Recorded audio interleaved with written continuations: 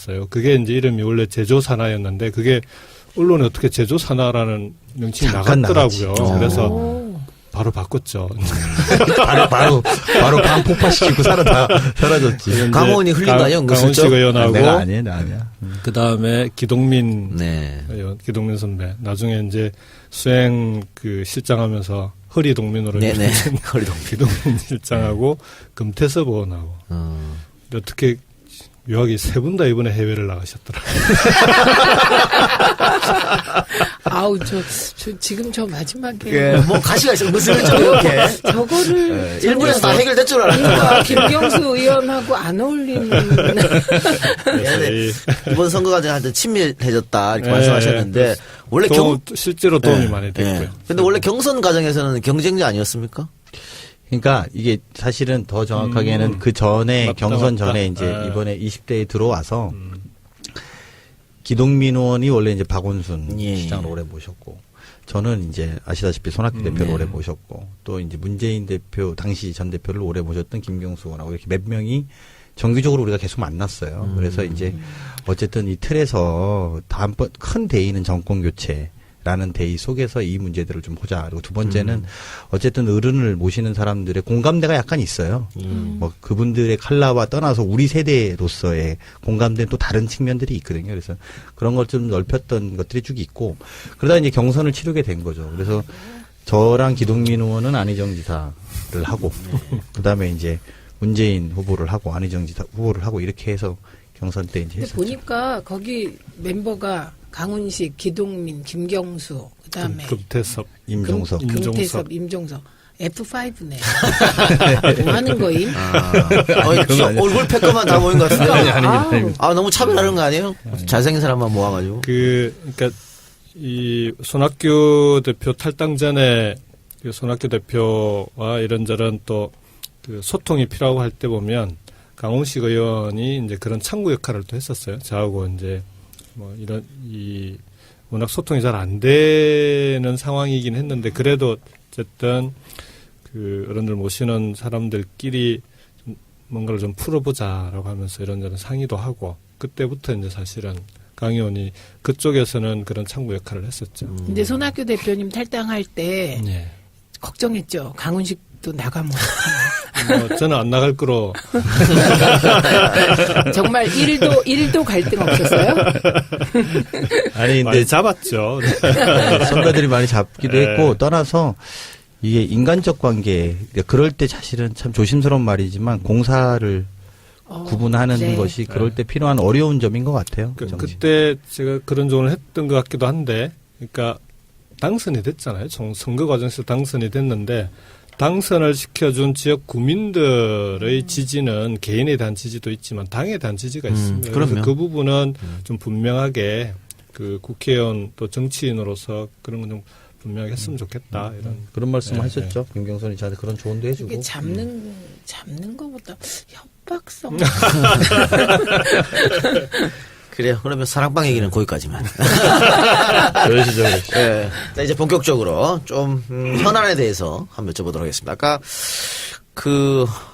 국정과제에 대한 얘기도 좀 했습니다만 이제 확정이 됐고 이제 문제는 실천 아니겠습니까? 실천인데 역시 뭐 가장 큰 문제는 재원 같아요. 뭐 178조 정도 더 들어간다고 뭐 이런 얘기도 하고 있는데 그래서 이제 증세 논의가 이루어져야 된다 이런 얘기도 있고 지금 뭐 민주당에서 추미애 대표가 제안했고 청와대에서도 환영하는 입장인데 소위 말하는 슈퍼리치 증세, 핀셋 증세라고도 하는데 이것 말고라도 이것은 근데 하게 되면 너무 작다 세수가 4조 가지고 다 이루어질 수 있겠냐. 그래서 조금 더 넓혀야 된다는 얘기도 있고 반면에 야당은 옛날 그 노무현 정부 때 재미 봤었죠. 그 세금 폭탄.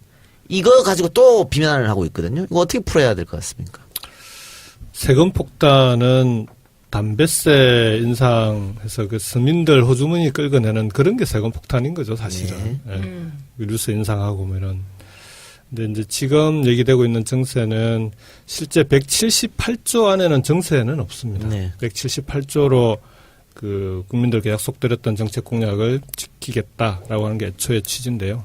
이번에 이제 최저임금 인상을 하면서 실제 소상공인, 자영업자, 중소기업, 영세 중소기업인들에 대한 대책이 발표가 됐는데 그게 소요되는 재원들은 178조에 들어있는 건 아닙니다. 그래서 이제 추가 소요가 생긴 거죠. 그래서 그런 부분들에 대해서는 뭐 이 재원을 이런 슈프리치 정말 초고소득자 그리고 초대기업들에게 이 부담을 하도록 하는 게 그분들에게는 우리 사회에서 이제 정당하게 돈을 번 사람들이 부를 쌓은 사람들이 그에 걸맞는 부담과 책임을 지게 하는 일종의 명예가세이기도 하고 그렇게 해서 그 부족한 재정도 메꾸지만 실제로 양극화 문제를 해결해 나가는 일종의 계기 같은 이걸로 해결이 되겠습니까? 그렇지만 이런 사회적 합의 과정을 만들어 나가는 그런 점에서는 중요한 저는 뭐 정세가 또 하나 양극화를 해소해 나가는 출발의 의미도 있다. 그렇게 생각합니다. 그러니까 뭐 178조에는 포함되어 있지 않다고 하더라도 뭐 자연증가분 이런 거 다 포함해서 그렇게 말씀하신 것 같은데 뭐 그 자세한 얘기는 여기서 나눌 그런 게 아니니까. 근데 대통령께서 공약을 중부담 중복지라고 말씀하셨단 말이죠. 네. 근데 중복지를 하려고 그러면 지금과 같은 걸로 좀 부족하지 않느냐. 어쨌든 세수를 더 걷어야지 이런 얘기가 있단 말이죠. 그래서 저 질문 드렸습니다. 저는 이제 우리나라 이제 그 면세점 이하의 네. 근로자들이 그 50% 가까이 되잖아요. 네. 사실은 이건 좀 문제가 있습니다. 그러니까 세원을 폭넓게 확보하는 게 그게 이제 선진국들의 대체적인 경향인데 문제는 소득이 너무 낮기 때문에 이런 문제가 생긴 부분도 있다는 겁니다. 그러니까 대기업의 곳간으로만 사내유복원으로 빨려나가고 부가 그리고 실제로 지난 10년 동안 근로자들의 그 임금이라고 하는 게 실질 소득은 떨어진 거거든요. 그래서 대기업으로 간 약 200조 정도가 그 일하는 사람들의 호주머니로 갔으면 그럼 면세점 이상으로 올라가는 사람들이 훨씬 많았을 거 아닙니까? 오히려 소득을 높여서 세원을 폭넓게 확보해 나가는 그런 방향으로 가는 게 맞다. 경기를 활성화시켜서 그런 점에서 그 지금 뭐 중부담 중복지라고 할 때 중부담을 지금 당장 힘들고 어려운데 거기서 세금 더 내라고 얘기하는 건 저는 맞지 않다. 오히려 소득주도 성장을 통해서 서민들의 호주머니를 채워드리고 그렇게 해서 소득이 올라가면 자연스럽게 버는 만큼 세금을 또 낼 수 있도록 세금을 부담할 수 있도록 하는 여력을 만들어주는 게 맞는 거 아니냐. 네. 세금 정책의 원칙은 국민 그리고요. 계세주의니까. 네, 맞습니다. 그리고요, 네. 그 제 주변에도 네. 잘 사는 분들은 돈이 더 들어오면 뭐 하냐? 외국으로 놀러 가세요. 그런데 제 주변에 이제 소위 중산층 이하라고 우리가 뭐 저를 포함하여 중산층이죠. 네네. 예. 돈 들어오면 놀러 가면 어디로 가냐? 국내로 갑니다. 혹은 주변에서 써요. 그렇죠. 예, 그렇기 때문에 내수시장에 네, 도와야죠. 활성화됩니다. 그거 하시면서 증세 관련해서 이름 붙여달라고 하시지 않았어요? 그 페북에 네, 페북에 쓰신 것 같은데. 그 나는 증세 중세. 증세 논란이 있길래 우리가 참여정부 때 세금 때문에 2번을 당한 적이 있습니다. 그러니까 첫 번째가 종합부동산세, 종부세 논란 때 대상은 1%밖에 안 되는데 국민의 60%가 반대하는. 그래서 이게 그때 세금 논란이라고 하는 게 세금에 대한 그 정책이라고 하는 게 국민들의 지지를 받지 못하면은 아무리 좋은 취지라 하더라도 이게 좀 어렵다라고 하는 게 한번 뼈저리게 한번 느꼈고요. 두 번째가 비전 2030 발표했을 때 거기는 실제로 정세에 대한 얘기가 없고요. 쭉 그 정세 없이 진행을 하다가 마지막에 정 부족하면 정세에 대한 논의도 사회적 논의가 필요하다 이런 정도 들어가 있어요. 근데 그게 세금 폭탄이라고 야당에서 그리고 보수 언론에서 딱 치고 나오니까 뭐 세금 폭탄 한마디에 비전 2030이라고 하는 30년간의 계획, 정부 중장기 계획이 처음으로 세운 중장기 계획이 그냥 그 사라져버리는 그런 경험이 있어서 이번에는 정세 세금 논란이 생겼을 때 분명히 국민들에게 이건 어디에 누가 부담하는 세금인지를 분명하게 좀 그 국민들 인식을 할 수 있도록 하는 게 중요하다. 그런 취지에서 아예 이름부터 그런 게 좀 잘 드러날 수 있도록 하는 게 좋겠다. 손혜원한테 연락하세요. 대한민국 최고 전문가가 당에 있는데 손혜원한테 연락해서 해달라 그러면 되지 뭐. 국민 참여 그래서 좀 나온 게 있어요? 아니 근데 기발한 아이디어들이 많았어요. 그러니까 뭐 이 댓글이 한 지금 250개 정도 댓글이 붙었는데 그러니까 지금 나와 있는 뭐 슈프리치, 핀셋 그 다음에 이런 건 다 있기도 하고요. 그 다음에 제일 사람들이 이제 그걸 강조하더라고요. 세금을 내는 사람들이 이 고소득자 아닙니까? 자기들 세금을 좋다 내겠는데 내는 만큼 사회에서 인정해준 그런 좀 그러니까 서로가 좀 명예로서 받아들일 수 있고 하는 그런 식의 이름을 좀 지어달라. 그러면서 그에 관련된 게 이제 그래서 명예과세도 나오고 그 다음에 노블리스 오블리주 이름을 넣어가지고 뭐 사회 책임과세 뭐 등등 쭉 이렇게 여러 가지 이름들을 많이 지어주더라고요. 그러니까 이런 거죠. 지금 소위 말하는 슈퍼리치에서 거둬들 수 있는 놈이 4조라 그러는데 네. 담배세 올려서 그 세수 확보된 게 4조거든요. 네. 지금 그러니까 작년에는 5조. 그런데 12조까지 어쨌든 그러면 흡연자들이 세금을 더 내는 거 아니겠습니까? 맞습니다. 그런데 지금 길거리 보면 흡연자는 다 죄인이에요. 그러니까 흡연자들 입장에서는 아니 부스라도 좀 이렇게 좀 만들어주고 우리가 내는데 그렇게 하면 떳떳하게 할 수 있지 않냐 이런 얘기도 있더라고요. 그럼 그 억울한 흡연자세요? 저는 별로 안 억울해요. 저는 집에도 흡연부스 설치했을 사람이에요. 근데 그거를 또 지금 자유한국당에서 다시 인하하자고. 담배세는 뻔뻔한 사람들이야, 그 사람들. 담배세는 아우, 사연들이 정말. 있습니다. 참여정부 때 그 건강증진 부담금 500원 올리려고 했다가 유시민 보건복지부 장관 시절에 그거 500원 올린다고 난리가 났었어요. 그렇죠. 그래 당시 결국 못 야당이. 올렸습니다. 예, 예. 그랬다가 박근혜 정부 때는 2,500원을 그냥 순식간에 올려버리더라고요. 그 2,500원을 올리면서 명분이 담배 값이 올라가면 흡연율이 줄어든다 이런 거였는데 뭐 흡연율이 줄기는커녕 세금만 서민들 호주머니에 쓴다고. 그렇죠. 흡연율 늘었어요. 그리고 네. 그리고 지금에 와서는 또 담배세를 낮추자. 인하하는 법안을 내겠다고. 그러니까 아우 정말 예. 그거 자기 부정이에요. 아니 그것보다도 약간 한번 골탕 먹어봐라. 아 역시 그러니까 이 정부 힘들게 하려고 그러는 거야. 맞아 막 던지는 거예요. 그것도 그러니까 골탕 먹어봐라 이런 거죠. 그래서 뭐 그거를 반대하면은 예를 들면 그러니까 우리가 그러면 그 내리는 거 반대한다고 공격할 거고 그런 거잖아요. 그리고 실제로 그래서 만약에 내려가면 그럼 정부가 골탕을 먹는 그렇죠. 거고. 근데 그런 걸로 공격하려고 포인트를 잡아서 하는 건데 국민들이 그렇게 간단하지 않을 거라고 국민들을 우습게 하는 거라고 네. 봅니다. 쉽게 보는 거죠. TV 토론 때도 홍준표 후보가 담배세 인하 공약을 내걸고 TV 토론할 때 이제 이게 논란이 되기도 했었는데 문 후보는 끝까지 담배세 인하에 대해서는 그러니까 담배세를 지금 인하하는 건 담배값을 계속 올리는 게 세계적인 추세이기도 하고 그렇게 해서 흡연율을 낮추는 게 세계적인 추세이기도 하고 근데 다만 서민들이나 저소득층이 담배를 흡연을 하시면서 부담이 되는 부분에 대해서는 뭔가 좀 대책이 필요한 거 아닌가 요건 한번 말씀을 하시더라고요. 그래서 아주 가격이 낮은 담배, 질이 낮은 게 아니라 서민용 담배 같은 경우는 한번 검토해 볼 필요가 있는 거 아니냐 이런 제안을 한번 하신 적이 있는데 근데 그게 그렇게 되긴 좀 쉽지는 좀 않을 것 같아요. 복잡하죠. 예, 복잡하고 저는 이제 담배 피우시는 분들을 되게 감사한 마음이에요. 애국자세요. 그리고 애국과세. 네. 그러니까 보통 요즘은 건강 상황에서 잘 사는 분들은 잘 안 태우시고 그래, 거꾸로. 예, 네. 흡연층 살펴보면 서민들이 많이 피우시니까 저는 부담이 되죠. 제가 잘 살지는 않는데 담배는 안 핍니다. 예, 그리고 또 하나 요즘 조금 논란이 되고 있는 게 이제 탈원전 정책입니다. 네, 네. 어쨌든 대통령의 의지를 가지고 이건 뭐 후보 시절부터 의지를 갖고 네. 계셨던 것 같은데 지금 업계에 있는 종사자들 또 학계 또 야당 반발이 심한 상황입니다. 근데 정치라고 하는 게 어쨌든 반대가 있으면 설득도 하고 뭐 토론도 하고 해야 되는 거 아니겠습니까? 근데요 학계 그렇게 말하면 안 돼요. 학계 일부. 네, 네. 학계 일부 원전 마피아 주변. 네네. 네. 시계를 조금만 거꾸로 돌리면 작년 9월 달에 경주 지진이 있었잖아요. 예.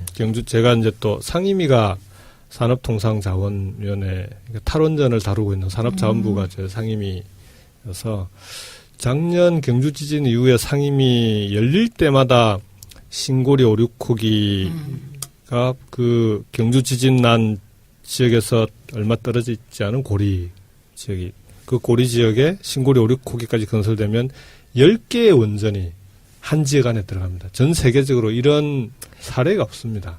그래서 대단히 위험한데 5, 6호기를 최소한 지진으로부터 안전한 지역이다라는 그런 확증, 되기 전까지는 그게 확인되기 전까지는 잠정 중단해야 되는 거 아니냐라는 게 상임위안에 여야 의원 할 것 없이 산자부 장관에게 그때 질타도 하고 요구도 하고 해서 결국은 산자부에서 장관이 한수원 사장이 재검토하겠다는 답변을 한 번 한 적이 있습니다. 그게 지금 자유한국당의 김정훈 의원, 부산 출신의 김정훈 의원이 지역이 또 그 지역이니까 신고리 오륙호기 건설 재검토해야 된다. 이 경주 지진으로 인해서 단층 문제가 해결되기 전까지는 재검토해야 된다라고 세게 몰아붙여서 딱 한 번 재검토하겠다라는 답변을 낸 게 거꾸로 지금 야당 의원의 질의 때문에 나온 거예요. 그래서 이 문제는 탈원전도 그렇고 신고리 오륙호기 문제는 좀 이 국가적으로 예. 원전을 어떻게 할 거냐. 좀 미래 세대까지 내다보고 그렇죠. 이 문제가 하나 있고요. 그리고 이제 신고리 오륙호기 문제는 또 별개의 문제. 이렇게 다루는 게 맞다고 봅니다. 이제 원전 마피아 관련해서 사실은 이게 그 2014년에도 이런 기사가 굉장히 많이 났는데 가령 원전 홍보하는데 쓰고 있는 돈이 한 해 예산이 200억이에요. 홍보만. 그리고 재단 이사장이 인터뷰 한 번 하면 1,100만 원. 문자력 문화재단이라고 네, 그렇죠. 홍보만 전문으로 하는 재단이 그 재단에서 있습니다. 그리고 꾸러기 기자단 동행 취재 기사가 5,500만 원. 뜬금없는 홍보 단신 기사 4,400만 원.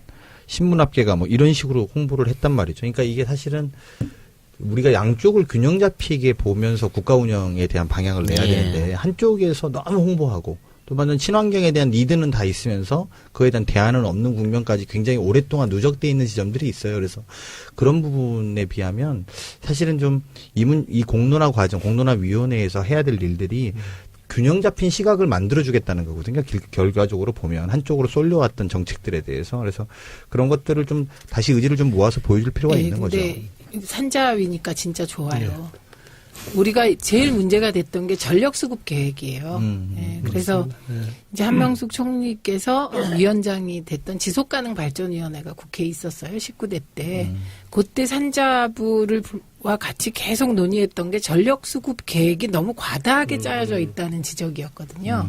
그런데 그때는 그 야당 의원, 우리가 야당이니까. 야당 의원들이 지금 잘 모르고 전력수급 계획을 얘기한다고 했었어요. 근데 우리가 딱 주장했던 게 이번에 원전 10개 안 지어도 된다는 전력수급 계획이었어요. 나온 거죠. 예. 네. 그 전력수급 기본 계획이라고 하는 게 2년마다 한 번씩 산자부에서 이제 그 짜는데요. 지난번 게 7차였고 이번에 올해 하고 있는 게 8차입니다. 근데 7차까지는 GDP, 그러니까 경제 성장률이 얼마나 되느냐에 따라 가지고 전력 소요량이 확 차이가 나거든요. 제일 중요한 게 GDP의 영향력이 한 70% 돼요. 근데 15년간을 예측하는데 15년 연평균의 GDP를 3%로 계속 3.4%로 잡았어요. 근데 이걸 이번에 이제 이게 좀 말이 안 되는 거 아니냐. 그래서 현실적으로 KDI에서 이번에는 2.5%로 계산을 한 거예요. 그러니까 하루아침에 11기가가 빠지는구나. 줄어버린 거죠. 1기가가 보통 원전 1기인데 그래서 전력의 이제 수요 예측이 일단 달라졌고요. 그래서 이게 그동안 과다 예측이라고 하는 게 그런 이게 악순환이 전력 수급 기본 계획에서 GDP 성장률을 과다하게 계상해서 전력이 많이 필요할 거다라고 이제 예측을 해놓고 그 수요를 채우려면 원전이 몇 기가 더 지어져야 된다. 몇 년 뒤에 몇 기. 그래서 거기에 따라서 신고리 오륙호기가 만들어지는데 문제는 지금 이런 전력수급 기본계획에서 수요 예측량도 줄었지만 지금 우리나라 산업 구조가 이게 약간 좀 문제가 있는 게 현대제철 있지 않습니까? 예. 현대제철이 전 세계에서 유일하게 쇠를 전기로 녹이는 고로를 갖고 있습니다. 그 전기로 녹이는 고로 하나가 현대제철 하나가 1년에 1기가를 씁니다. 원전 1기가 그걸로 다 들어가요. 근데 1기가를 현대제철이 다 쓰면서도 그 심야 1년 내내 전기를 쓰니까 심야 전기를 쓰면 또 전기를 절약한다고 그래가지고 돌려주는 게 있어요. 그것도 몇백억씩 돌려줘요. 또 그러니까 그런 식의 이게 전기료, 이렇게 전기 문제는 실제로 우리나라 산업 구조가 좀 그런 식으로 왜곡이 돼 있기 때문에 그런 부분들 좀 조정을 하면 실제 전기 수요량은 훨씬 더 줄어들 수 있다. 들어보니 우리나라 진짜 기업하기 좋은 나라인데 그렇죠. 왜- 아니 근데 그렇게 전력 수급을 만들어 갖고 그런 여유의 성장에 대한 포인트를 사실은 그걸 또 국민들이 혜택을 가져갔으면 이게 또 국민이 달라요, 국면이. 근데 근데 왜 언론은 자꾸 우리가 기업하기 안 좋은 나라였던 것처럼 말하냐. 제 포인트는 그거죠. 기업하기 너무 좋은 나라예요. 깨알로 요런 식의 깨알로 기업을 도와주는 거 진짜 많아요. 엄청 많죠. 네. 그러니까요. 예. 자, 그리고 또 하나가 며칠 전에 이제 김군자 할머니께서 이제 돌아가셨는데요. 37명 밖에 남지 않으셨습니다. 할머니들이. 생존해 계신 할머니들이. 그래서 이분들한테 시간이 이제 별로 없는데 어쨌든 이분들 살아 계셨을 때 책임 있는 사람의 사과 혹은 일본 국가 차원에서 사과 또 배보상 같이 이루어져야 될 것 같은데 지난 박근혜 정권 때 했던 위안부 협의 이런 것 때문에 일본에서는 다시 협상 테이블에 나오지 않을 것 같고 또 이면 합의 얘기도 있습니다만 어떻게 되는지 우리는 아직 파악이 안 된 상태고 이 문제는 어떻게 풀어야 된다고 보십니까? 일본 국민들이 현명하게 아베 총리에 대한 지지도를 확확 떨어뜨리고 지금 부르고 있죠. 네. 20%대까지 떨어졌기 때문에 저는 이제 일본의 정치적인 변화가 있을 거라고 보는데요. 그걸 떠나서 이건 역사에 대한 시각, 역사를 잊은 민족에게는 미래가 없다고 하지 않습니까? 동북아 평화에서 가장 큰 위의 요소가 일본의 역사에 대한 좀 왜곡된 인식인데 이 문제는 일본 정치권이 저는 요 부분에 대해서는 독일과는 좀 여러 가지 역사적으로 다른 상황이 있었다고 하지만 일본이 동북아에서 좀 지도적인 국가로서 자리를 잡으려면 요 문제, 역사 문제와 위안부 문제 그리고 이게 보편적인 인권의 문제 아닙니까? 예. 거기에 대해서만큼은 좀 이렇게 글로벌 스탠다드로 가주는 게 예. 그게 좀 필요하다라고 봅니다. 이 부분은 위안부 합의를 했다 안 했다 이런 차원의 문제가 아니고요. 그 부분은 한 번 더 따져봐야 됩니다. 예, 어떤 그렇죠. 합의가 있었는지를 따져봐야 되고 문제는 위안부 할머니들이 받아들일 수 없는 합의라고 하는 게 저는 그건 누구도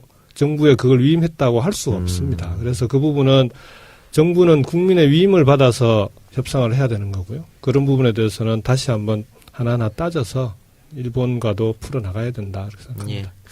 우리가 지금 26일 수요일 날 녹음을 하고 있는데 오늘 영화 군함도가 개봉했는데 일본이 군함도를 유네스코에 등재하려고 할 때는 조선인 노무자들의 강제징용, 강제 노동시킨 거 인정했거든요. 그런데 등재되자마자 언제 우리가? 이렇게 말을 또 바꿨어요. 늘 이런 식인 것 같아요. 네. 위안부 문제도 그렇고 이 문제도 그렇고. 군함도 영화 감독이 아주 훌륭한 친구죠. 보셨어요? 근데 영화 개봉했죠. 친해요, 왜 갑자기 오늘 개봉. 제 초등학교 동창이에요. 아 동창이에요? 유승환 감독이 유승환 아니 감독. 영화 얘기 나온 김에 SBS에서 조작이라는 드라마를 시작했는데요. 또 문성근 선배가. 네, 이게 언론 권력의 진짜 치부를 드러낸 그런 드라마인데요.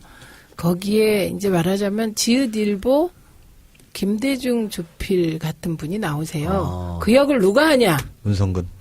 네, 우리가 애정하는 배우 국민 배우 문성근 선배가 알고 하십니다. 계시던데. 아, 그럼 또 악역이네요.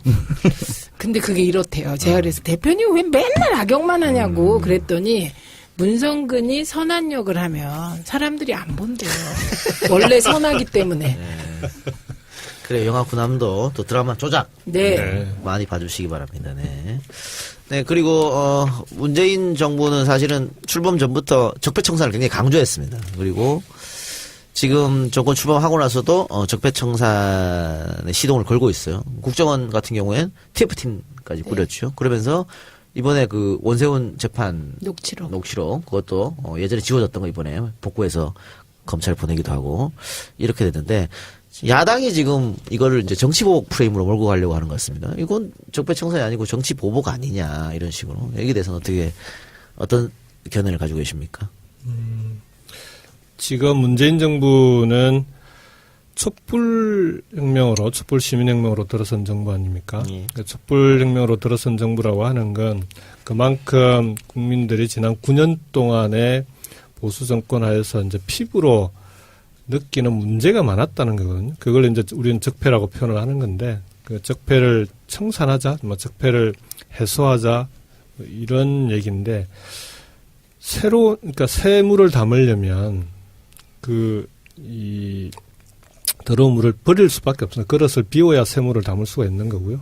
그리고 문제가 뭔지 모르고 새로운 대한민국을 만든다? 저는 뭐 그건 어불성설이라고 생각합니다. 그래서 지금은 대한민국이 뭐가 잘못됐는지를 하나하나 따져나가고 그 과정에서 새롭게 대한민국을 설계해 나가고 만들어 나가야 되는 시기고, 그렇다면 적폐청산이라고 하는 건 새로운 대한민국을 만들기 위해서 첫 번째로 밟아야 되는 계단 같은 겁니다. 이걸 건너뛰고는 새로운 대한민국으로 갈 수 없는 거 아니겠습니까? 그래서 이 부분에 대해서는 국민들의, 그러니까 촛불로 새로운 대한민국을 원했던 국민들이 원하는, 그리고 예. 국민들의 지지가 만들어낸, 그리고 꼭 국민들이 요구하는 숙제다, 그렇게 생각합니다. 그러니까요, 정치보복을 늘 해왔던 분들에게는 모든 게 정치보복으로 보이는 거고요. 부처 눈엔 부처만 보이고 그런 겁니다. 알겠습니다. 그 뒤에만 안 훨씬 하셔보려고. 쉽네요. 네. 간단하게 정리해드리죠. 한마디로 정리해 지금 주시네요. 대통령 지지율이 사실상 뭐 계속 사상 최고였지 않습니까? 근데 얼마 전에 약간 떨어진 것 같아요. 근데 약간 떨어진 이유로 이제 보수 언론에서는 뭐 최저임금 인상 뭐 여기다가 방점을 두더라고요. 그걸 너무 급작스럽게 올려서 반발 때문에 지지율이 하락한 거 아니냐. 어떻게 생각하세요? 저는 그런 면도 있다고 생각합니다. 그러니까 최저임금 인상 자체가 하락 요인이라기보다는요. 최저임금 인상과 함께 발표했던 소상공인 중소기업 대책이 함께 발표가 됐는데, 지역에 가보니까 가게 하시는 분들이 대책이 뭔지는 전혀 모르시고요. 그건 최저임금 인상으로 인해서 당장 지금 가게를 해나가기 어렵다는 겁니다. 사람 쓰기가 어렵고, 1년에 뭐, 편의점 같은 경우 24시간을 돌리게 되면은, 인건비 부담이 거의 한 300만원, 400만원 가까이 늘어나는 그런 가게들도 있더라고요. 그러다 보니까 최저임금 인상은 당장 현찰이 나가는데, 그렇죠. 대책은 이건 같은 거죠. 그리고 제대로 올지 안 올지도 좀 불확실하고, 그러다 보니까 실제 그런 자영업자들의 불안과 불만 이런 부분들이 많이 좀 반영이 되고 있는 거 아니냐. 그래서 여기에 대한 대책은 좀 필요하다고 봅니다. 그래서 사실은 대통령께서 이제 실력과 성과를 보여줘야 된다는 말이 바로 그 부분인 것 같아요. 그러니까 그리고 우리 당이 뭐 당이나 정부에서 소상공인 대책을 충분히 내놨잖아요. 근데 이게 이제 피부로 와닿는 그런 실력과 성과를 만들어낼 때, 소상공인들 걸 빼서 최저임금을 채우는 게 아니라 국가가 부담도 하고 또 그렇게 대책이 만들어져서 우리도 잘 사는구나 이렇게 같이 가는 데는 약간의 시간이 걸릴 수밖에 없어요. 일정 정도는. 네. 그리고 그런 시간이 걸리는 것을 좁히는 것이 실력이고 그런 결과를 내는 것이 성과거든요. 그래서 그런 부분은 불가피성이 있지만 우리가 또 이 과정을 거치지 않으면 최저임금 1만 원 시대를 만들 수 없다라는 것과 동시에 소상공인에 대한 비전을 또 만들 수가 없어요. 이분들도 계속 그런 이 구조에서 마치 이제 사실 실제로 경기가 안 좋은 게 다 이 최저임금 인상 때문에 그렇다라고 해석하시면 안 되는 부분이 좀 있는 거죠. 그러니까 그런 것들 같이 봐야 될 것 같아요. 그러니까 아까 어음이라고 하셨잖아요. 예. 중소상공인이나 자영업자에 대한 대책 그게 맞아요. 맞고 불신이 있는 거예요. 정부에 대한. 그래서 이건 저희 지역도 똑같습니다. 제가 이제 주로 만나는 분들은 직장인이 아니에요. 자영업 하시는 분들을 많이 만나게 되잖아요. 지역을 돌면. 그분들이 얘기하는 게 그 정부가 그 무슨 대책을 마련했다는데 그게 언제 되겠냐. 그러다가 흐지부지 되고 결국은 부담은 우리에게만 다 오지 않겠냐. 이런 불만이 분명히 있습니다. 근데 이게 특히 가게 하시는 자영업자분들의 불만이 많은데, 근데 따지고 보면 그동안 자영업 하시는 분들이 힘들었던 게 경기가 안 좋아서. 그렇죠. 그 얘기는 국민들의 호주머니에 돈이 없으니까 가게 가서 뭘 사기도 어렵고 외식도 어렵고 아이들 학원 보내기도 어렵고 그거 아닙니까? 그러면은 국민들 호주머니가 두둑해져야만 이게 풀리는 문제인데, 그게 이제 최저임금이라고 하는 게 이제 그걸 만들어가는 중요한 것 중에 하나잖아요. 그래서 이 부분은, 근데 문제는 우리 강 의원께서 말씀하셨듯이 시간이 걸리는, 그러니까 그런 게 선순환 구조로 돼서 훈풍이 불고 아랫목까지 데워지려면은 이건 시간이 걸리는 거고, 그 시간만큼을 이 정부 대책으로 지금 이 보완을 하겠다는 건데, 실제로 올라간 임금만큼을 직접 지원까지 하겠다는 거 아닙니까? 네. 그게 이제 발표는 됐는데 이게 이제 직접 지원하려면 시간이 걸리는 거죠. 그러니까 그게 얼마나 걸릴지. 타임렉의 문제가 생기는 거죠. 근데 그거를 줄이는 게 실력 같아요. 대통령께서도 이 문제는 좀 인식을 하고 계시는 것 같고요. 그래서 최저임금 1만 원에 대해서 지난번 재정전략회의 하실 때 할 때 2020년까지 1만 원이 공약인데 이번에 최저임금 인상과 거기에 대한 대책이 실제로 현장에서 어떻게 운용되는지를 잘 평가해서 최저임금 인상을 2020년까지 가능한지를 한번 잘 따져보자까지 말씀을 하셨어요.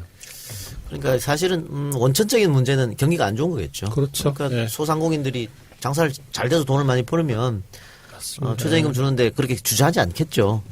그런데 그게 오랫동안 지금 몇 년 동안 계속 경기가 침체가 됐기 때문에. 근데 최저임금 1만 원은 가야 돼요. 그게 2020년이건 2022년이건 예. 가야 하고. 시기의 문제죠. 예, 네. 그게 시간은 조금 완급 조절이 필요하지만 가야 되고, 그리고 룰라가 지금은 저렇게 비리에 연루돼서 저렇지만 룰라가 2번 하고 물러날 때 지지율이 70%다 됐거든요. 그 이유가 그러니까 우리식으로 표현하면 최저임금 인상을 약속하고 그거를 실현했고. 끝까지 지켰기 그럼, 때문이고 그게 효과가 이제 1기에 한 중간쯤 지나니까 나타나더라는 거잖아요. 참고로 우리 안가 알바 직원들은 작년부터 10,000원씩 지급했습니다. 시간당. 정말 훌륭하십니다. 훌륭한 사람이죠. 감사합니다. 훌륭한 거에 대해서 저희는 아낌없이 박수를. 그래요. 남북 문제 좀 얘기해 볼까요? 이명박 박근혜 9년 동안 정말 최악으로 계속 치달은 게 남북 문제입니다. 문재인 정권 들어서서 처음으로 조금 대화의 제스처를 우리가 먼저 보낸 것 같아요. 보낸 것 같은데 여기에 대해서 또 미국이 뭐 떨떠름하게 생각한다 뭐 이런 보도도 나왔었는데 앞으로 남북 문제는 어떻게 북한의 도발이 계속 있어도 우리는 대화의 끈을 놓지 말아야 될 것 같습니까? 어떻게 보십니까? 미국이 떨떠름하게 생각한다는 부분부터 좀 짚고 넘어가야 될 것 같은데요. 이번에 이제 한미 정상회담 과정에서 보면은 제가 이제 이번 한미 정상회담이 나름대로 역대 뭐 가장 큰 성과를 낸 한미 정상회담이다라고 네. 이제 저는 개인적으로 평가를 했는데 기존에 보면은 김대중 대통령 때나 노무현 대통령 때나 한미 정상회담 이후에 우리가 요구했던 그리고 우리가 필요로 하는 성과를 이번처럼 다 가져온 적이 별로 없었습니다. 김대중 대통령 때 부시 대통령과의 회담도 그랬고 노무현 대통령도 부시 대통령과의 회담도 그랬고 여전히 똑같은 공화당 대통령이긴 하지만 이번에는 문재인 대통령이 어쨌든 남북관계에서 우리의 주도권도 그렇고 그다음에 실제로 평화적으로 해결하자 등등 남북관계와 관련해서는 우리가 요구한 게 다 관철이 됐습니다. 그래서 실제로 이제 그 성과를 가지고 베를린 가서 이제 독일에 가셔서 북에 제안도 하고 하신 거 아닙니까? 다만 문제는 이제 북이 호응하고 나오느냐 아니냐가 남아 있는 거죠. 근데 이 부분은 남북 간에 서로 이제 긴밀한 대화도 필요하고 그 다음에 북의 입장에서는 실제로 이제 남한과의 관계를 풀어서 자기들의 목적하고 있는 뭐 미국과의 평화협정이라든지 체제 안전 보장 이런 게 실현 가능한가에 대해서 고민 중인 것 같아요. 이제 그 시간인 것 같은데 문제는 그 과정에서도 북은 끊임없이 미사일 발사라든지 이런 부분들은 이제 ICBM이 확실히 개발됐다라는 세계적인 공인을 받아야 되는 그런 상황이니까 아직도 남아있는 기술적인 문제들 이런 것들을 미사일 발사나 이런 걸 통해서 분명히 또 도발을 할 수밖에 없는 그런 상황이니까 그런 게 좀 어려운 것 같아요. 풀어나가기. 실제로도 이게 9년 동안 원수같이 지내던 친구를 2달 만에 친하게 지내기는 굉장히 불가능한 이야기예요. 그러니까 굉장히 이것도 지난한 작업입니다. 그리고 특히나 국가 간의 어떤 이해관계와 입장들이 있는 거잖아요. 더군다나 미국의 대통령이 트럼프잖아요. 트럼프 대통령 하에서 북한의 입장을 전환하는 데는 시간이 좀 걸린다고 좀 봐야 된다고 보고요. 그리고 우리가 좀 결과적으로 이 문제가 시간이 걸리고 인내가 필요하더라도 우리는 계속 이런 입장들을 좀 가지고 꾸준하고 지난하게 해서 9년간의 실망하고 서로 마음 돌렸던 부분을 서로 우리 남측도 마찬가지지만 북측도 이렇게 좀 돌리는 과정 속에서 미국의 획득. 그래서 지난번에 한미 정상회담의 가장 중요한 키워드는 제가 그때 말한 것처럼 저는 코리아 이니셔티브를 복구했다. 저는 이렇게 보는데 그 이니셔티브 하에서 이제 움직일 테니까 우리를 좀 믿어보라는 거거든요. 그리고 미국도 이제 좀 그만해라. 우리가 좀 주도적으로 해보겠다 이 문제를. 그래서 그런 과정에서 보면 사실 당장 성과가 나는 것을 기대하는 것은 오히려 조급하다. 그리고 그렇게 저는 일부 보수 언론들이 야 그렇게 했지만 쟤네가 아직 미사일 쏘잖아 이 논리로 또 할 거라고요 앞으로도. 예. 근데 그런 관점으로 우리가 이 문제를 풀면 예. 계속 입지가 좁아지는 거다. 그래서 오히려 우리가 먼저 더 이 문제에 대해서 인내하고 더 9년간 싸웠던 친구랑 푸는데 한 1년 이상은 걸리지 않을까요 최소한. 그런 근데 마음으로 좀 봐야 된다. 그 좀 당당할 수 있어야 될 것 같아요. 그 왜 그러냐면 저는 이번에 이제 한미 정상회담이 정상회담 그거만이 아니고 앞뒤의 과정이 다 정상회담의 앞과 뒤로 한 세트잖아요. 가장 그 한미 정상회담에서 그 바뀐 시대를 이해하지 못하는 게 언론이라고 느꼈어요. 그래서 문정인 특보 얘기를 가지고 막 진짜로 호들갑스럽게 막 한미 정상회담에 악영향을 줄 거다 막 이랬잖아요. 근데 제가 외국에 있는 친구나 기자들 얘기를 들어보면 우리가 왜 그리스나 어디에서 스마트폰 혁명이 일어나면 그를 통해서 그 이후에 혁명위에 뽑힌 지도자에게 되게 호감을 갖잖아요. 무지하게. 근데 한국이 촛불혁명으로 문재인 대통령을 뽑았잖아요. 그러니까 문재인 대통령에 대한 관심과 호감이 굉장히 높은 거예요. 전 세계적으로. 그럴 수밖에 없을 것 같고. 그리고 그 대통령이 한국 국민에게 유례없는 지지를 받고 있고 또 외국 정상과 대화할 때도 보면 뽀대가 탁 나잖아요. 네, 그래서 네, 그렇기 때문에 우리가 좀 더 당당해도 됩니다. 특히 저는 언론에 야당들에게 이 얘기를 꼭 드리고 싶어요. 당당해도 됩니다. 그러면 외국 국민들이 옛날 우리가 뭐 만델라나 바벤사 보듯이 문재인을 보고 있는 건가요? 그렇게 생각하면 됩니까? 막 룰라가 당선됐을 때 막 그런 느낌인 거죠. 그래요. 알겠습니다. 네. 그 해외에서의 평가가 훨씬 높은 건 사실인 그렇죠. 것 같아요. 네, 네. 그 한국에서의 촛불혁명 과정을 좀 경이롭게 보는 건 사실인데 네. 우리 국내에서의 평가는 이미 이제 좀 지났다고 다들 조금씩 잊어먹고 있는 것 그래요. 같아요. 강호식 의원이 그 조급하지 말고 좀 시간을 가져야 되는데 저 같은 사람이 많이 조급해서 빨리 금강산 강강도 재개하고 역대 남북 대화는요. 위기가 최고조에 달했을 때 대화의 문구가 예. 트였습니다. 그래서 예. 북한은 지금 판돈을 최대로 키우고 있는 거 아니냐. 그래서 자기들로서는 얻어낼 수 있는 걸 최대로 얻어내기 위해서 미사일 발사부터 할 수 있는 걸 최대한 해놓고 아마 대화에 나서지 않을까 좀 그렇게 생각합니다. 근데 저 빨리 해야 돼요. 왜냐면 저는요. 그 금강산에 갈 기회가 2번이 있었어요. 참여정부 때. 근데 제가 심성이 너무 훌륭해서 한 번은 해직기자 선배가 한 번은 언론재단 이사장 하던 또 선배가 너는 아직 젊으니 나중에 갈 수 있으니 양보해. 그래서 2번 양보했거든요. 그래서 못 갔어요. 그 이후에 갈 기회가 없어서 금강산도 못 가본 일인이에요. 그러니까 금강산 강강도 빨리 재개하고 결국은 개성공단도 복구한다는 게 대통령 생각 아닙니까? 그건 공약이죠. 네. 근데 그 남북 관계를 이제 풀어나가는 여러 예. 우선순위에 따라서 개성공단도 언젠가는 복구를 그렇죠. 해야겠죠. 예. 뭐 그거보다 더 잘 되면 뭐 유라시아 네. 철도도 한번 놓고. 저는 이 철도를 연결하는 거예요. 예. 부산에서 시작해서 그러고 보니 이것도 문성민 선배 생각이 나요. 아니 그거 사실은 많이 논의가 됐었죠. 논의가 됐었고 그 유라시아까지 이렇게 쭉 연결되는 그림들에 제가 국토교통위원입니다. 그걸 고속철로 하자는 네. 제안도 있고. 그건 뭐 제한이 많죠 구체적으로. 그래요. 또 진행을 해야죠. 국토교통이세요? 네. 앞으로 자주 봬요. 네 그렇게 하시죠. 제가 산자위라고 할 때는 그런 반응이 안 나오시죠. 아니 산자위 신재생에너지를 제가 남양주에 꽃을 피우겠습니다. 네, 이제 무슨 말시대가 됐는데, 참여정부에 계셨으니까 여쭤보겠습니다. 지금 청와대에서 전수조사를 했습니다만은, 막지하게 막 쏟아지고 있습니다. 전 정부의 문건들이. 이 자체로 사실은 문서 관리를 못했다는 반증 아닙니까? 이게 그냥 캐비넷 안에 있고, 혹은 누구 책상 밑에 열쇠로 잠겨져 있고, 이게 가능합니까? 어떻게 청와대에 계셨으니까. 이번에 이제 들어가 보니까요. 우리가 이제 참여정부 때는 대통령께서 개발했던 이지원이라고 하는 온라인 업무관리 시스템으로 모든 보고가 다 이루어지고 하기 때문에, 그러니까 나중에 이제 그 이지원 안에 있는 온라인 보고서들, 온라인 자료들을 기록관으로 다 넘기는 것으로 통째로 넘어갔거든요. 그 전에 문서로 생산했던 것들까지 다 이지원에 다 온라인으로 입력하라고 지시까지 하셔가지고 입력도 하고 그 문서까지 같이 넘긴 건데, 이제 지금 나오고 있는 얘기들은 이번에 들어가 보니까 실제 업무관리 시스템이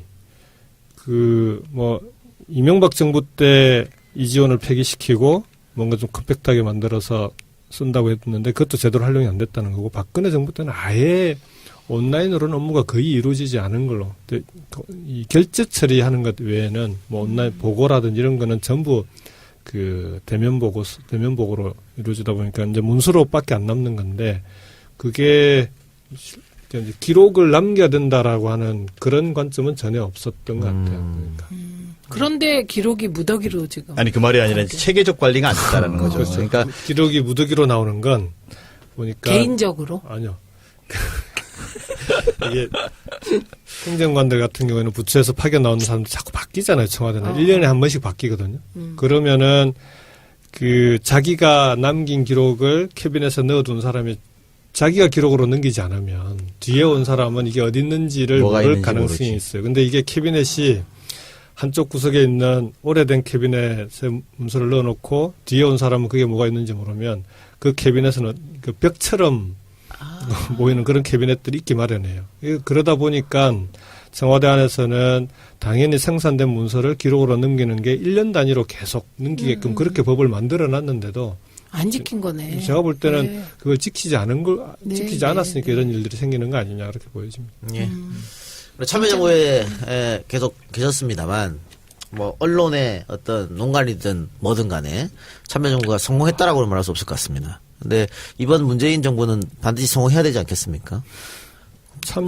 참여정부 때의 여러 가지 시행착오나 네. 문제점들이 문재인 정부를 성공시키는 좀 그름이 될 어허. 거라고 봅니다. 그러니까 문재인 대통령께서 초기에 신속하게 개혁 작업들을 추진하고 있는 것도 참여정부 때는 그걸 시스템에 맞게 로드맵 짜고 그다음에 법안 만들고 국회에 제출해서 다 통과시킨 다음에 그게 되돌릴 수 없을 정도로 만들겠다라고 하는 그런 개혁 과정들이 있었는데 그게 중반쯤 지나가니까 지지도 떨어지고 국회는 여소야대 돼버리고 그러면서 개혁의 동력이 떨어져 버리는 경우도 그래서 개혁이 제대로 진행되지 않았던 개혁 작업들이 꽤 있습니다. 근데 지금은 문재인 대통령이 초기에 신속하게 개혁 작업을 추진하는 게 참여정부 때 그런 경험이 있었기 때문에 저는 뭐 지금 이렇게 나가고 계시는 것 같고요. 그런 점에서 참여정부를 우리가 경험했다라고 하는 게 이제는 한번 좀 성공한 대통령, 성공한 정부를 만들 수 있는 중요한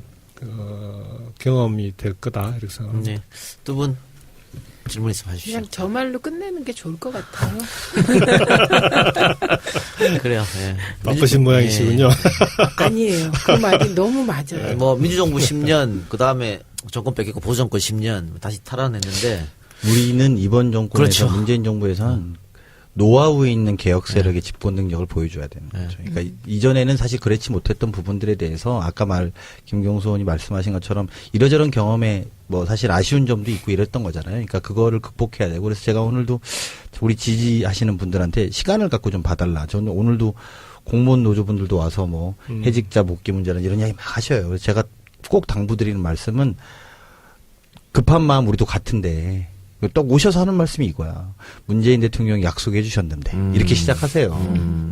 내가 급한 마음 아는데 이럴 때 우리 혁명하는 마음으로 현명하게 하자고 기억 혁명하는 마음으로 니은 현명하게 하자고 그러려면 좀 전략적 인내가 필요한 시기다. 그리고 그 인내를 좀 잘 만들어서 성공을 보탬을 다 달라 이렇게. 2부 되니까 말씀이 많아지셨네요. 그러게. 이럴 이제 때- 기가 좀 살았다. 다음 날이잖아요. 역시. 예, 한 가지만 제가 이 부분에 대해서는 그분들에게 이제 지역에도 그런 분들이 자주 오시고 하는데 예. 그분들께 꼭 드리는 말씀이 뭐냐 그러면 문재인 정부는 여러분들이 촛불로 함께 만든 정부다. 여러분들이 지금 이 문재인 정부를 마치 여기가 주인이고 나는 손님이니까 주인한테 이거 해달라 저거 그렇지. 해달라 막 이런 정부가 아니다. 여러분들이 함께 만든 정부고 여러분들이 주인인데 주인이 돼서 이 문제를 그러면 언제 어떻게 풀 건지 함께 고민을 해달라. 예, 맞아요. 네. 그게 중요한 것 같아요. 이제는 문제를 푸는 주인의식으로 혁명하는 마음으로 촛불을 했으면 이제 니은 현명하는 마음으로 이 문제를 해결해야죠. 그러니까 청구서를 본인에게 내세요.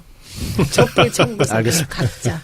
자, 어려운 걸음 해주시는 김경수 의원님. 예, 마지막으로 우리 저 친절 안타다 청취자, 당원, 지지자분들께 한 말씀 해주시죠.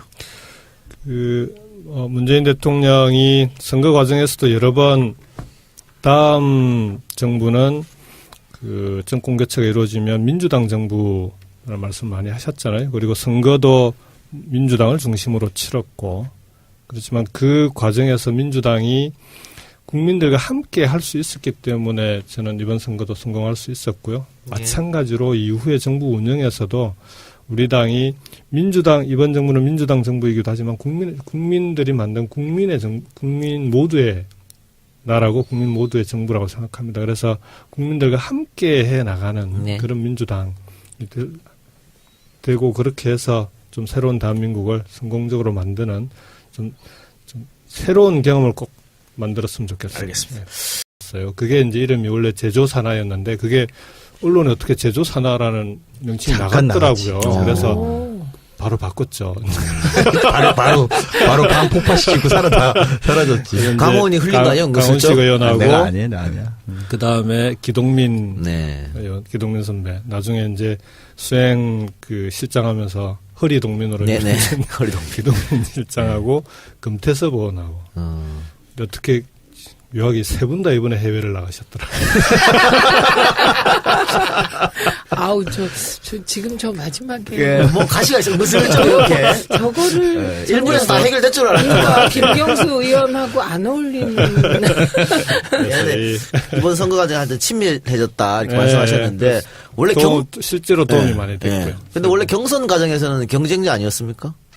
그러니까 이게 사실은 더 정확하게는 그 전에 맞다, 경선 맞다. 전에 이제 아. 이번에 20대에 들어와서 기동민 의원이 원래 이제 박원순 예. 시장을 오래 모셨고 저는 이제 아시다시피 손학규 대표를 오래 모셨고 또 이제 문재인 대표 당시 전 대표를 오래 모셨던 김경수 의원하고 이렇게 몇 명이 정기적으로 우리가 계속 만났어요. 그래서 이제 어쨌든 이 틀에서 다음번 큰 대의는 정권 교체라는 대의 속에서 이 문제들을 좀 보자. 그리고 두 번째는 어쨌든 어른을 모시는 사람들의 공감대가 약간 있어요. 뭐 그분들의 칼라와 떠나서 우리 세대로서의 공감대는 또 다른 측면들이 있거든요. 그래서 그런 걸 좀 넓혔던 것들이 쭉 있고 그러다 이제 경선을 치르게 된 거죠. 그래서 저랑 기동민 의원은 안희정 지사를 하고 그다음에 이제 문재인 후보를 하고 안희정 지사 후보를 하고 이렇게 해서 경선 때 이제 근데 했었죠. 보니까 거기 멤버가 강훈식, 기동민, 김경수, 그다음에 금태섭, 임종석. 금태섭, 임종석. F5네. 뭐 하는 거임? 얼굴 패거만 다 모인 것 같은데. 아우. 아, 너무 차별하는 거 아니에요? 잘생긴 사람만 모아가지고. 그러니까 이 손학규 대표 탈당 전에 그 손학규 대표와 이런저런 또 그 소통이 필요하고 할 때 보면 강훈식 의원이 이제 그런 창구 역할을 또 했었어요. 저하고 이제 뭐 이런 워낙 소통이 잘 안 되는 상황이긴 했는데 그래도 어쨌든 그 어른들 모시는 사람들끼리 좀 뭔가를 좀 풀어보자라고 하면서 이런저런 상의도 하고 그때부터 이제 사실은 강 의원이 그쪽에서는 그런 창구 역할을 했었죠. 근데 손학규 대표님 탈당할 때 네. 걱정했죠. 강훈식도 나가면 어떡하나. 저는 안 나갈 거로 했는 부담과 책임을 지게 하는 일종의 명예가세이기도 하고 그렇게 해서 그 부족한 재정도 메꾸지만 실제로 양극화 문제를 해결해 나가는 일종의 계기 같은 이걸로 뭐 해결이 되겠습니까? 그렇지만 이런 사회적 합의 과정을 만들어 나가는 그런 점에서는 중요한 저는 뭐 정세가 또 하나 양극화를 해소해 나가는 출발의 의미도 있다 그렇게 생각합니다. 그러니까 뭐 178조에는 포함되지 않다고 하더라도 뭐 자연증가분 이런 거 다 포함해서 그렇게 말씀하신 것 같은데 네. 뭐 그 자세한 얘기는 여기서 나눌 그런 게 아니니까. 네.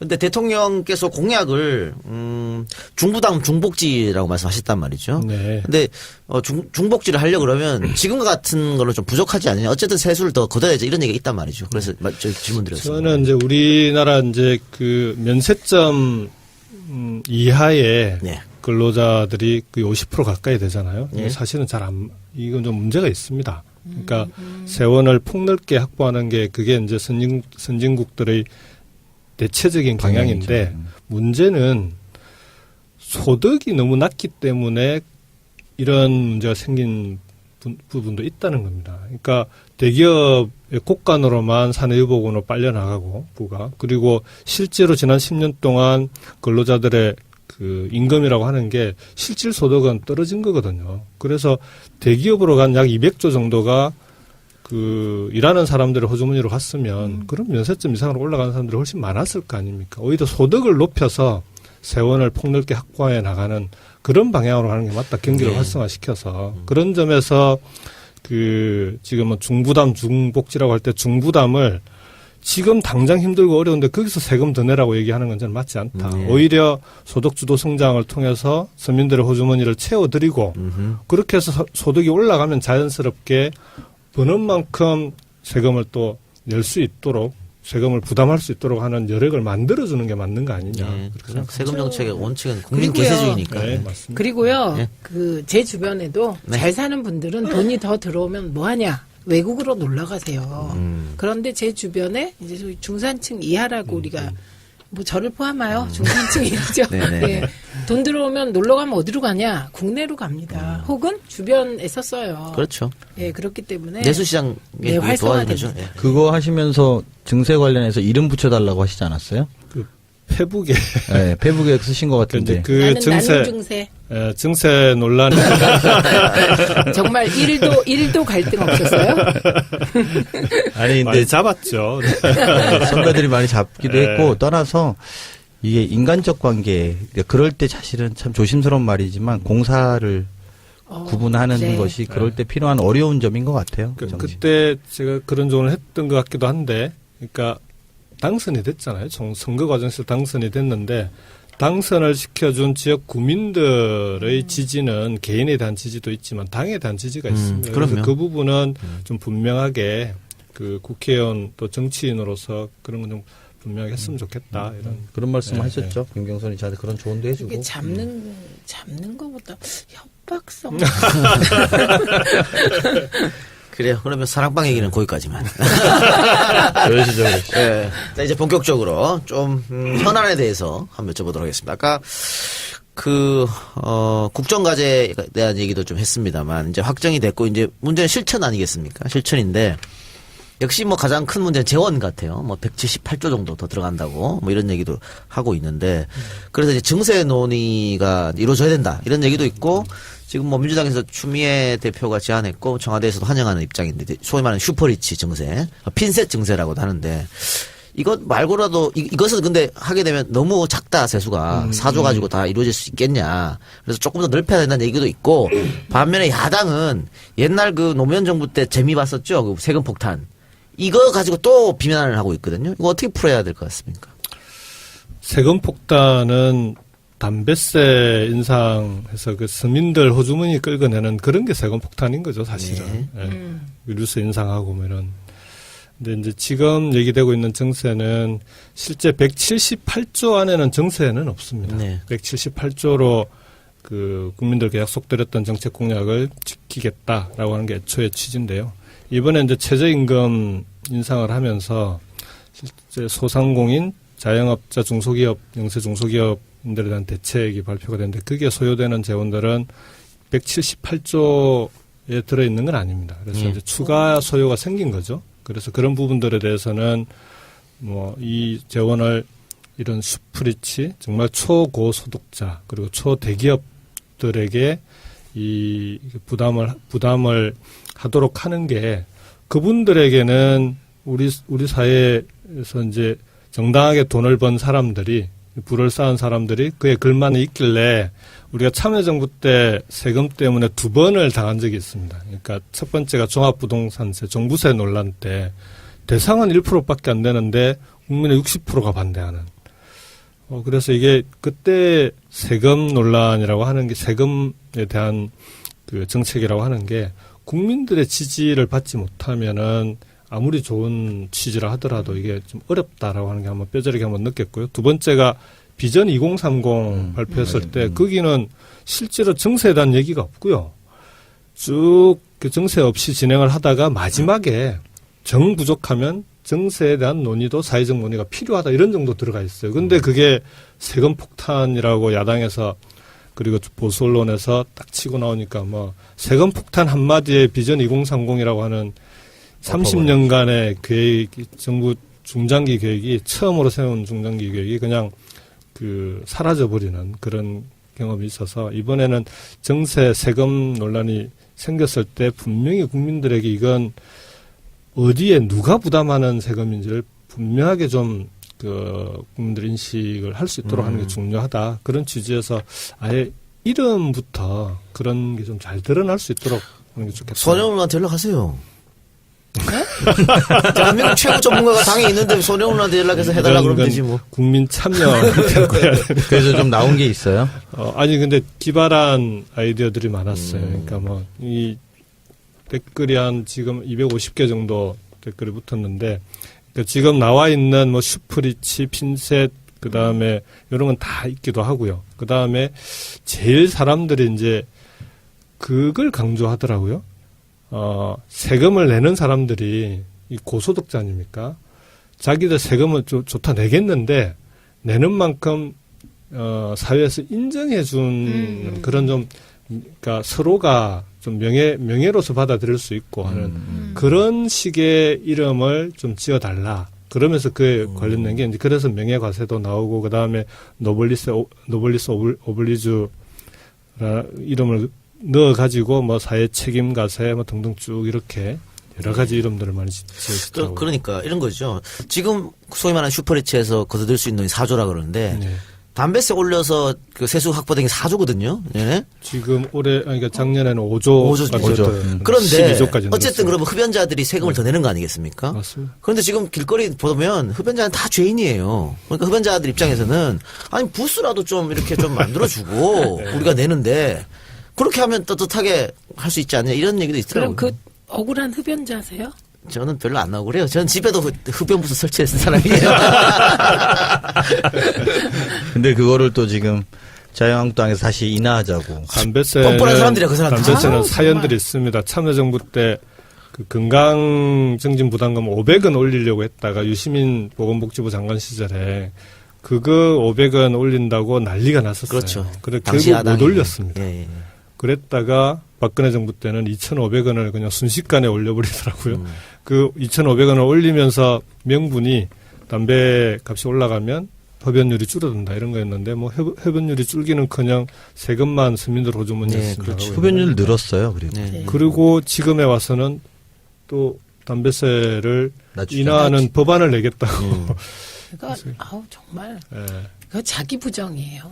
아니 그것보다도 약간 한번 골탕 먹어봐라. 아 역시 아, 이 정부 힘들게 하려고 그러는 아 거야. 맞아 막 던지는 거예요. 그것도 그러니까 골탕 먹어봐라 이런 거죠. 그래서 뭐 그거를 반대하면은 예를 들면 그 뭐랄까 우리가 그러면 그 내리는 거 반대한다고 공격할 거고 그런 거잖아요. 그리고 실제로 그래서 만약에 내려가면 그럼 정부가 골탕을 먹는 그렇죠. 거고.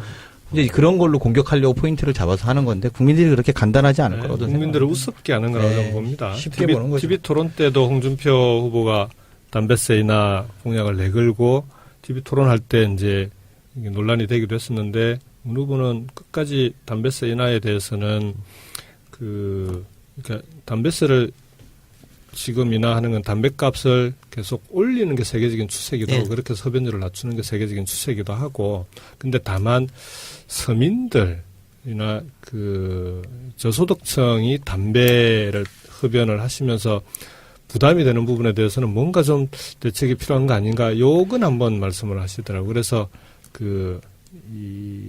아주 가격이 낮은 담배, 질이 낮은 게 아니라 서민용 담배 같은 경우는 한번 검토해 볼 필요가 있는 거 아니냐 이런 제안을 한번 하신 적이 있는데 근데 그게 그렇게 되긴 좀 좀 쉽지는 않을 것 복잡하죠. 같아요. 예, 복잡하고 저는 이제 담배 피우시는 분들을 이렇게 되게 감사한 마음이에요. 애국자세요.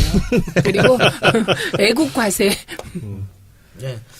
그러니까 보통 요즘은 건강 상황에서 그 잘 사는 분들은 잘 안 태우시고 그래, 거꾸로. 예, 네. 흡연층 살펴보면